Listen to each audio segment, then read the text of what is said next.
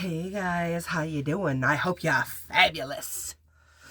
I'm feeling fabulous. Alright, let me break some shit down for you real quick. If you find yourself, so if you've been through any kind of situation that caused you any kind of trauma. Dog, what you doing? Heartache, and a kind of depression or whatever, and you start thinking about that situation again, your brain doesn't know the difference of you going through that experience then and you going through that experience now in your mind, the memories of it, okay? So what I want you to do is, which exercise do I want you guys to do on this one? There's so many. You can get out your brain. You could do tug of war. Let's do tug of war. All right. So what you're going to do is you're going to stand up, your hips, feet, hips length apart, width apart. Raw. Now I got all fucking...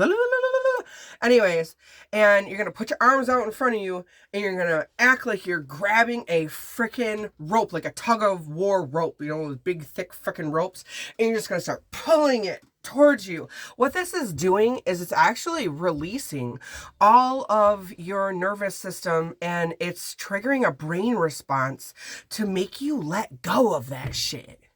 Let go of that shit. Don't hold that shit. You don't need that shit. That shit's past shit. That shit's done shit. Don't do it shit. You know? Alright. So, where are my shaman cards?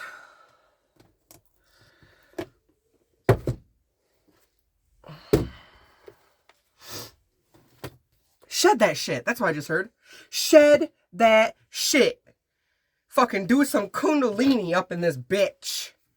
And I don't mean just study kundalini, like there's yoga. It's called white kundalini yoga. And that is self-expression of building and growing and activating your own kundalini, all right? Now, if you're doing it with a partner, which I suggest you do white kundalini first, but if you're doing it with a partner, I mean, if so, you find somebody who's cool enough for you to be like, hey, you want to do some red kundalini with me? And they're like, I'm down. Then fucking you'll know. But it's red kundalini if you're working on communication and self-expression and energy exchange with a partner, all right?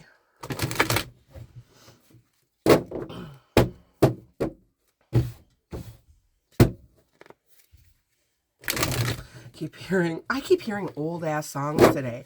Like, I used to clean my house listening to the 80s radio or whatever, but it's like, 'cause I've been waiting for a girl like you. And I'm like, who even sings that? Like, where the fuck did that come from? And then I was hearing it's just a little crush, not like I faint every time we touch. It's just a little thing. I'm like, dude. I'm like, I cannot. I turn on some Eminem real quick.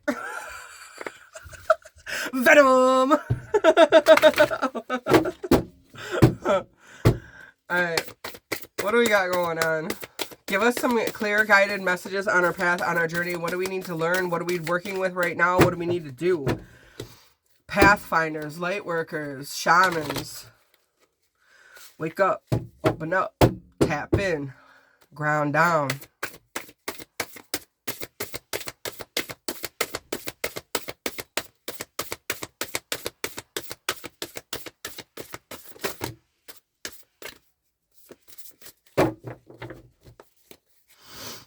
Perfect. Perfect. All right. There are some things on your path that are hidden, and there are some things that you're going through right freaking now. And what's crazy about this, I mean, if you really don't see science and spirituality and how numerology and how energy exchange and the quantum fields work and all of this shit, then start trying to dive into it and work with it and listen to it, like for real, because things will make more sense. Like, how the fuck you get 22 and 44 lands on each other that you are working with right now? Look up these master numbers, 22, 44. Actually, I'm pretty sure that these are Masonic numbers. I'm pretty sure that these are Masonic master numbers, 44, 22, but they are also spiritual master numbers, all right? So whatever you're doing, whatever you're going through, like, this is what you're doing now. Look how beautiful this card is. Oh, talking about ravens. So I just got a description back of my car, and it said that my car is raven black. I was like, no wonder why I fucking love my car. She's my raven, like in Assassin's Creed Valhalla. Odin's fucking raven flying through the sky, showing me shit. I was like, but for real, I said, my car's raven black. I'm like, no shit. And it said the inside's onyx, and I was like, yeah, that makes sense too. Look up onyx. All right, the perfect storm, the courage to step into life. Somebody needs to fucking put their big girl panties on and step into life, or frickin' adjust their frickin' dangaroos. If you don't know what dangaroos are, look that shit up. I swear to God, there's a holster pocket. Anyways. And then Fool's Embrace, transmuting pain. That's what you're in. But you have to step out of this. I mean, you're a whole ass magical fairy. And you're crystalline. You're crystallized. You're like, you've been, oh, there is a fucking geometric web all over this too. Look, there's a grid. Do you see it? I never noticed that before. Be careful with grids, guys. Be careful with geometric pattern grids. A lot of things can portray themselves to be one way, but that really doesn't symbolize what they really are. That's like when you go get a tattoo and you get some freaking Japanese or like some Chinese writing on you, and you think that it means something else, but it really means that you're like a dirty cup of coffee. I'm just saying. I don't know where that came from. All right, so let's see what we're working on. What's hidden from us that we need to... Yeah, of course. 7, 8. Bro, tell me that spirit does not fucking work through people. You got 44, 22, and then 7, 8. 7, 8. Do this, do this, do this, do this. Patterns, sequences.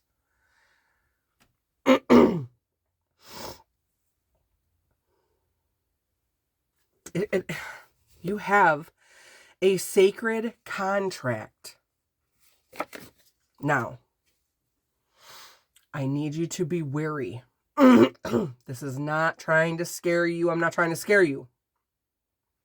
You need to use your intuition. If you have a sacred contract with divine anyways, or spirit, you already know that you have to use your brain and you have to use your intuition and you have to use your gut. Right? Don't be silly. The reason why I say this is because this can go different ways.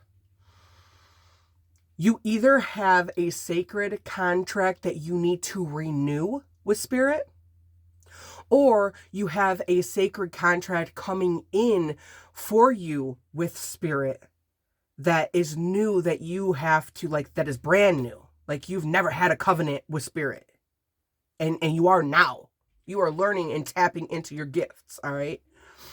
Or this can mean that there is a contract or a covenant that's coming in that is false, not with spirit, that you need to look and make sure, especially with crown games, divine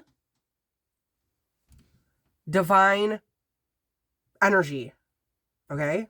In and out your body. Crown.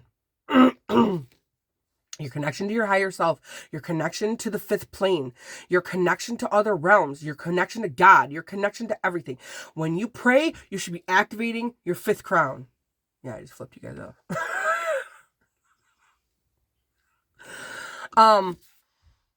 But this is right use of power. So if somebody is bringing you a contract, I feel like baiting you, sweet talking you, gaslighting you. You better make sure that that's the right person and the right contract. Because if not, it can mess you up. All right. So that's what I'm going to say for this. I'm going to jump on. I'm going to do another reading. But like I just said, look up 44, 22, 8, and 7. These are all divine numbers. Like, I can't even... it